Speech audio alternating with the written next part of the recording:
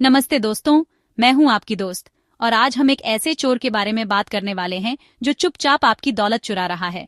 मुद्रास्फीति।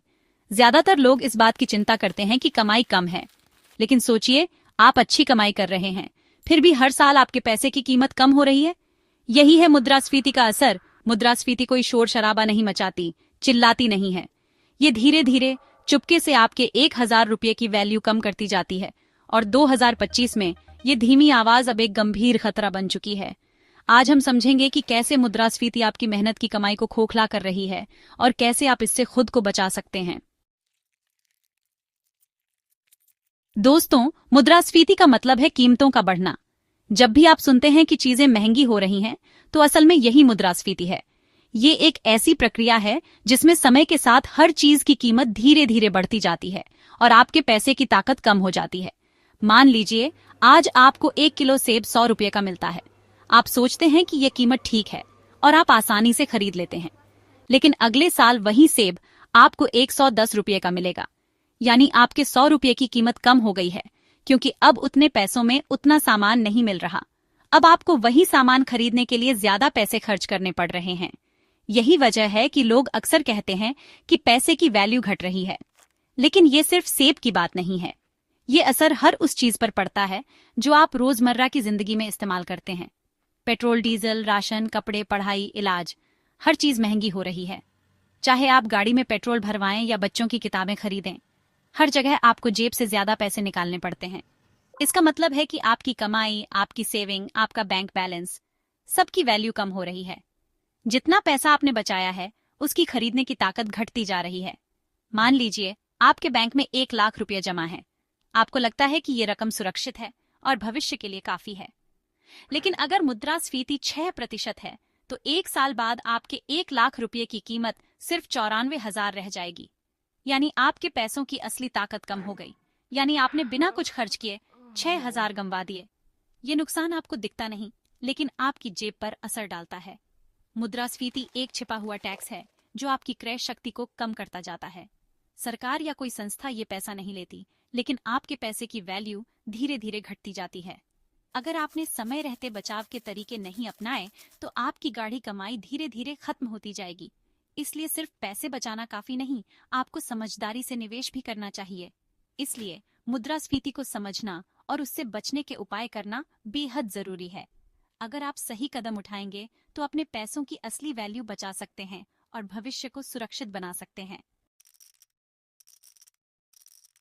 दोस्तों, 2025 में मुद्रास्फीति का खतरा पहले से कहीं ज्यादा बढ़ गया है।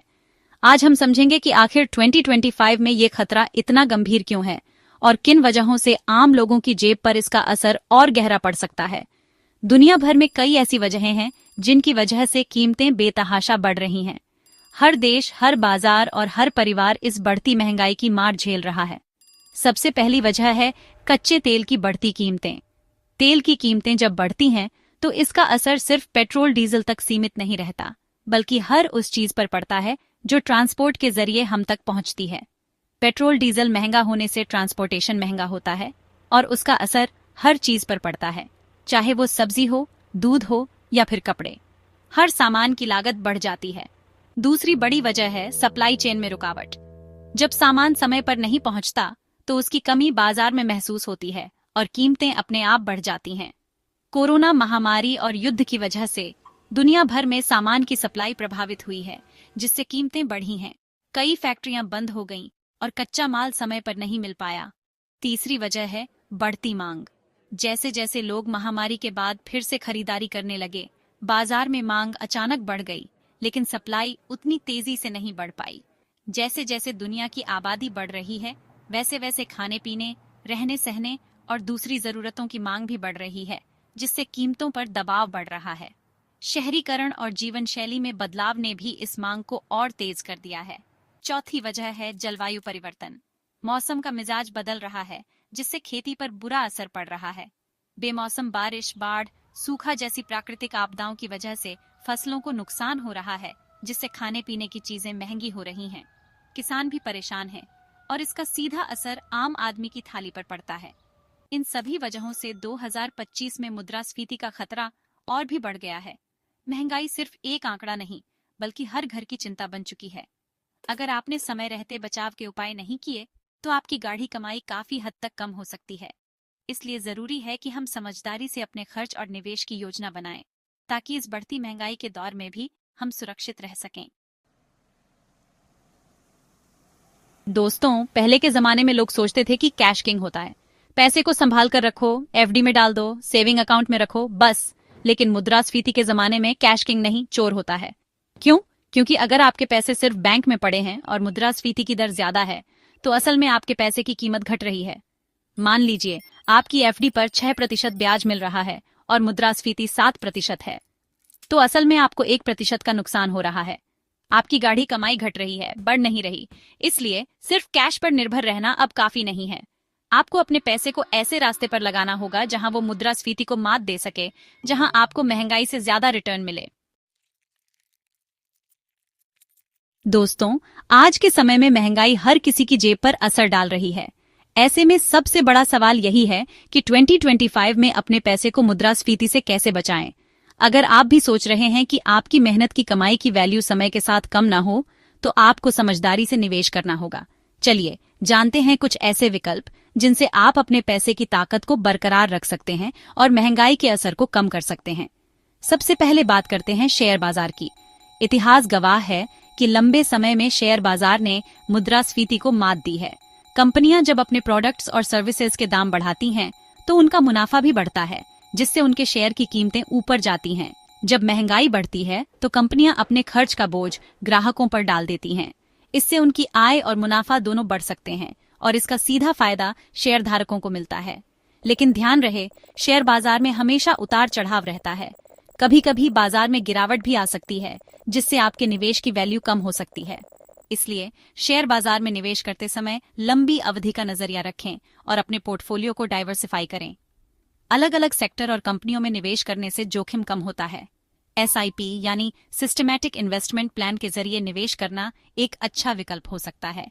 इससे आप हर महीने छोटी छोटी रकम निवेश कर सकते हैं और बाजार के उतार चढ़ाव का फायदा ले सकते हैं। दूसरा विकल्प है रियल एस्टेट। भारत में जमीन जायदाद में निवेश को हमेशा सुरक्षित माना गया है।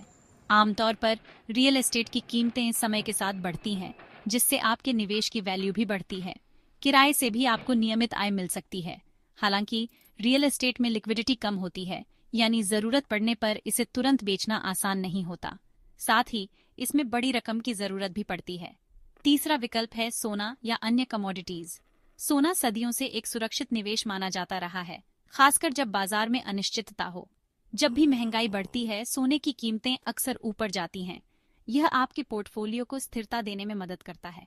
आजकल आप फिजिकल गोल्ड के अलावा गोल्ड ईटीएफ या गोल्ड बॉन्ड के जरिए भी आसानी से निवेश कर सकते हैं, जिससे आपको सुरक्षा और लिक्विडिटी दोनों मिलती है। चौथा विकल्प है इन्फ्लेशन इंडेक्स्ड बॉन्ड्स। ये सरकारी बॉन्ड्स खास तौर पर मुद्रास्फीति से बचाव के लिए डिजाइन किए गए हैं। इन बॉन्ड्स में निवेश करने पर आपको मुद्रास्फीति दर के हिसाब से ब्याज मिलता है, जिससे आपके पैसे की वैल्यू बनी रहती है। ये बॉन्ड्स उन लोगों के लिए अच्छे हैं जो कम जोखिम के साथ अपने पैसे को सुरक्षित रखना चाहते हैं। लेकिन याद रखें, कोई भी निवेश पूरी तरह से बिना जोखिम के नहीं होता। हर विकल्प के अपने फायदे और नुकसान हैं। इसलिए निवेश करने से पहले अपनी जोखिम क्षमता, निवेश की अवधि और लक्ष्य को अच्छी तरह समझ लें। और हाँ, किसी भी बड़े निवेश से पहले किसी अनुभवी वित्तीय सलाहकार से सलाह जरूर लें, ताकि आप अपने पैसे को महंगाई से बचा सकें और भविष्य को सुरक्षित बना सकें। दोस्तों, मुद्रास्फीति से बचने का सबसे अच्छा तरीका है अपनी इनकम बढ़ाना। अगर आपकी इनकम मुद्रास्फीति की दर से ज्यादा तेजी से बढ़ रही है, तो आप महंगाई के असर को कम कर सकते हैं। आज के समय में सिर्फ एक नौकरी या व्यवसाय पर निर्भर रहना काफी नहीं है। आपको इनकम के नए नए सोर्स बनाने की जरूरत है। आप पार्ट टाइम काम कर सकते हैं, ऑनलाइन बिजनेस शुरू कर सकते हैं, किसी स्किल को सीखकर फ्रीलांसिंग कर सकते हैं, या फिर रेंटल इनकम के बारे में सोच सकते हैं। याद रखें, जितने ज्यादा सोर्स से आपकी इनकम होगी, आप उतने ही फाइनेंशियली सिक्योर होंगे। दोस्तों, मुद्रास्फीति के इस दौर में सिर्फ पैसे कमाना ही काफी नहीं है, बल्कि उसे समझदारी से खर्च करना भी जरूरी है। लाइफस्टाइल इन्फ्लेशन यानी बढ़ती आमदनी के साथ साथ खर्चों में बेतहाशा बढ़ोतरी आपकी आर्थिक सेहत को खराब कर सकती है। कई बार हम दिखावे के चक्कर में या दूसरों से तुलना करके जरूरत से ज्यादा खर्च कर देते हैं। हमें अपनी जरूरतों और चाहतों में फर्क करना सीखना होगा। बजट बनाना, जरूरी चीजों पर ही खर्च करना, ऑफर्स और डिस्काउंट का फायदा उठाना और बचत को अपनी आदत बनाना, ये कुछ ऐसे तरीके हैं जिनसे आप लाइफस्टाइल इन्फ्लेशन पर लगाम लगा सकते हैं। याद रखें, पैसा बचाना भी पैसा कमाना होता है। दोस्तों, मुद्रास्फीति के इस दौर में खुद को फाइनेंशियली अपडेट रखना बेहद जरूरी है। आपको पता होना चाहिए कि बाजार में क्या चल रहा है, निवेश के नए विकल्प क्या हैं, सरकार की नई नीतियां क्या हैं और टैक्स बचाने के क्या तरीके हैं। आप फाइनेंस से जुड़ी खबरें पढ़ सकते हैं, एक्सपर्ट्स के वीडियो देख सकते हैं और फाइनेंशियल लिटरेसी पर किताबें पढ़ सकते हैं। अपने पोर्टफोलियो की समय समय पर समीक्षा करते रहें और जरूरत पड़ने पर उसमें बदलाव करें। याद रखें, जानकारी ही ताकत है। दोस्तों, मुद्रास्फीति के इस दौर में सिर्फ पैसे कमाना और बचाना ही काफी नहीं है, बल्कि उसे सुरक्षित रखना भी जरूरी है। बीमा आपकी आर्थिक सुरक्षा का एक महत्वपूर्ण हिस्सा है।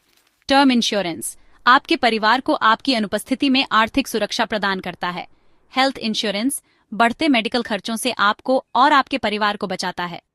सुनिश्चित करें कि आपके पास पर्याप्त बीमा कवरेज हो। अपनी पॉलिसी की समय समय पर समीक्षा करें और जरूरत पड़ने पर उसे अपडेट करें। दोस्तों, मुद्रास्फीति एक ऐसा चोर है जो चुपके से आता है और आपकी मेहनत की कमाई को धीरे धीरे खत्म कर देता है। लेकिन अगर आप जागरूक हैं तो आप इससे बचाव कर सकते हैं। समझदारी से निवेश करें, सोच समझकर खर्च करें, नए नए सोर्स से इनकम बढ़ाएं, खुद को फाइनेंशियली अपडेट रखें और बीमा से अपनी और अपने परिवार की सुरक्षा करें। मुद्रास्फीति को अपनी आर्थिक तरक्की में बाधा न बनने दें। आज ही एक्शन लें